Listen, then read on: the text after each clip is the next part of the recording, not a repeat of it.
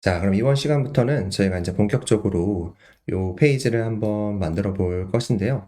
참고로 저는 이제 이 버블을 지금 강의 영상을 설명드릴 때 디자인 쪽에 조금 더 초점을 맞춰서 설명드릴 예정입니다. 그래서 뭔가 다양한 어떤 기능이나 워크플로우를 활용한다라기보다는 사용자한테 보여지는 그런 UI적인 부분들에 대해서 조금 더 초점을 맞춰서 설명드리는 영상이기 때문에 그렇게 생각을 해주시면 좋을 것 같고요.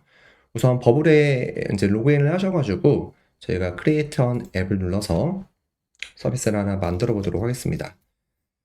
디자인 클론이라고 할까요? 디자인 클론이라고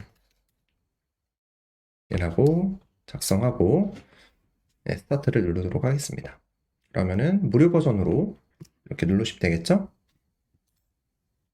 네, 그렇게 해서 이제 이 캔버스 안으로 들어오시게 되면은 처음에 이제 온보딩 화면이 나오는데 이 온보딩 화면은 스킵을 해서 없애 주시고요. 저희가 처음에 여기서 이제 뭔가 이렇게 요소를 넣기 전에 먼저 주요하게 사용할 이런 색감이나 이런 것들을 미리 좀 프리세팅을 해놓도록 하겠습니다. 네, 사전 설정하기 위해서는 여기 세팅 쪽으로 들어가 보시게 되면요. 먼저 저희가 랭귀지에 들어가서 우선 한국어로 좀 바꿔주도록 할 거고요. 코리안. 시스템 언어도 코리안으로 바꿔주도록 하고요. 네, 그 다음에 여기 스타일 쪽으로 들어오셔서 스타일 베리애블 들어오시면은 여기 이제 주요 사용할 어떤 폰트라든지 아니면은 색깔들을 바꾸실 수가 있습니다. 제가 색깔부터 먼저 좀 세팅을 해보도록 할 건데요. 앞으로 주요하게 사용할 색깔이 뭐가 있냐면 처음에 이 메인 컬러를 이제 여기다 설정을 할 건데 참고로 이 안에다가 넣는 6자리 글자가 있습니다. 이거를 저희가 헥스 코드라고 하는데요. 헥스 코드를 저희가 이 6글자를 확인하기 위해서는 우리가 이 어플리케이션을 통해서도 확인하실 수가 있습니다. 이거는 참고로 크롬 웹 브라우저에 들어가셔서 크롬 확장 프로그램을 이렇게 들어가 보시게 되면은 여기에 확장 프로그램이라는 곳에 들어가서 컬러 피커라고 검색을 해보시면요. 아마 이런 여러 가지 컬러 피커가 나오시게 될 겁니다. 그래서 저는 이 컬러 피커를 사용해 가지고 요거를 이렇게 찝어서 요 색상을 스포이드로 딱 누르게 되면은 이 헥스 코드가 무엇인지를 확인하실 수가 있는데요. 이렇게 확인하실 수가 있죠. 6자리 글자를. 네, 그래서 이 헥스 코드는 이렇게 알파벳과 숫자로 이루어진 어, 문자이다라고 이해를 하시면 되실 것 같습니다. 처음에 00726A 이렇게 설정해 주도록 하고요. 메인 컬러는. 그다음에 저희가 여기 Create New Color Variable 누르신 다음에 컬러를 몇 가지를 더 추가해 보도록 하겠습니다. 자, 서브 컬러 1이라고 하고요. Create를 누른 다음에 이 서브 컬러를 저희가 헥스 코드를 바꿀 건데요. 헥스 코드는 18A28C라고 하도록 하고요. 조금 더 연한 색이죠? 아까 진한 색이었다고 하면은 다음에 한 번 더 눌러서 서브 컬러 2라고 하고요. 이번에는 헥스 코드를 뭘로 할 거냐면 이렇게 해서 26CEAA라고 하도록 하겠습니다. 26CEAA. 그 다음에 백그라운드 컬러라고 하고요. 이 컬러 코드를 저는 02170F 네, 이렇게 하도록 하고요. 다음으로는 dim 컬러라고 하도록 하겠습니다. 100%라고 하도록 할게요. dim 컬러 100%. dim 컬러 100%에는 여기는 뭘로 작성할 거냐면 텍스트 코드를 50565B라고 하도록 하겠고요. 하나 더 해서 dim 컬러 얘는 40%라고 하도록 하겠습니다. 30%라고 할게요. 자, 똑같은 헥스 코드는 똑같은데 50565B 다만 30%로 투명도를 연하게 설정해 주시면 좋을 것 같고요. 그 다음에 저희가 여기에 라이트 그레이라고 해서 라이트 그레이는 2B, 2B, 2B라고 하도록 하고요. 텍스트 색깔이 지금 기본적으로 091747로 되어 있는데 저는 111111로 설정하도록 하겠습니다. 약간 붉은기가 있는 색깔로 설정을 바꿔줬고요. 자, 이렇게 되셨으면은 저희가 주요하게 사용할 컬러에 대해서는 미리 사전 세팅을 다 해놓았고, 그 다음에 폰트는 그냥 기본적으로 있는 거를 사용하도록 하겠습니다. 물론 이제 폰트도 저희 맞춤 폰트로 설정하실 수가 있긴 한데, 지금 강의에서는 그냥 진행해 보도록 하고요.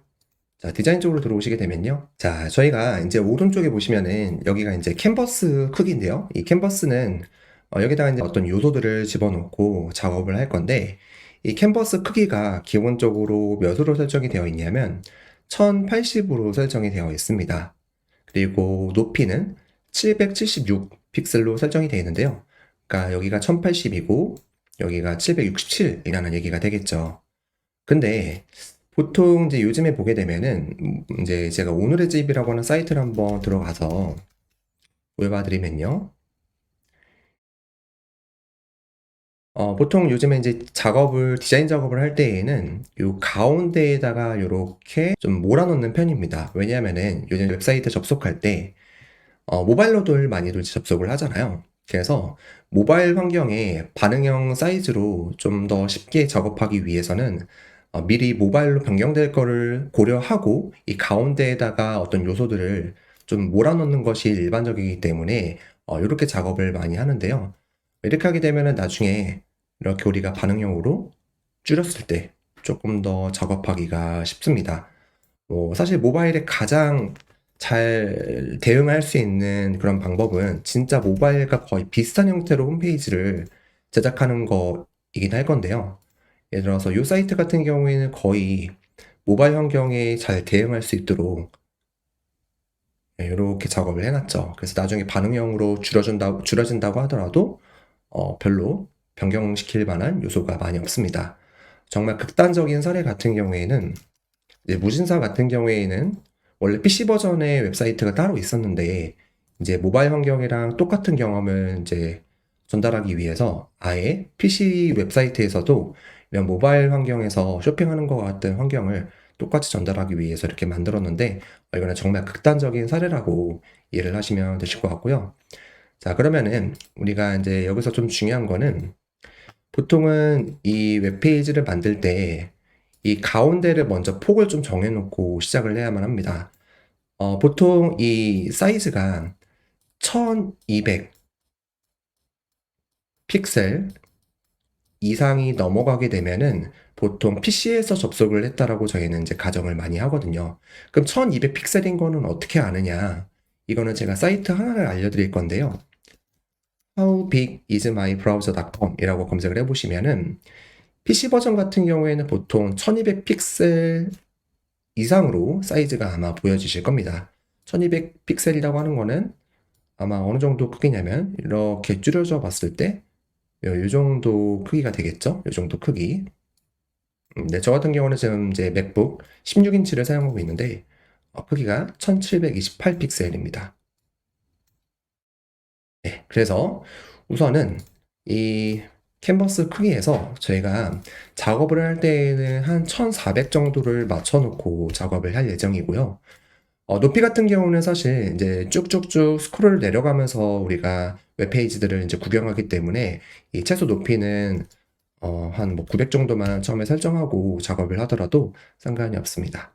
다음에 이거를 컬럼으로 선택을 해서 이 수직으로 제가 작업을 할 수 있도록 레이아웃을 변경하도록 하고요.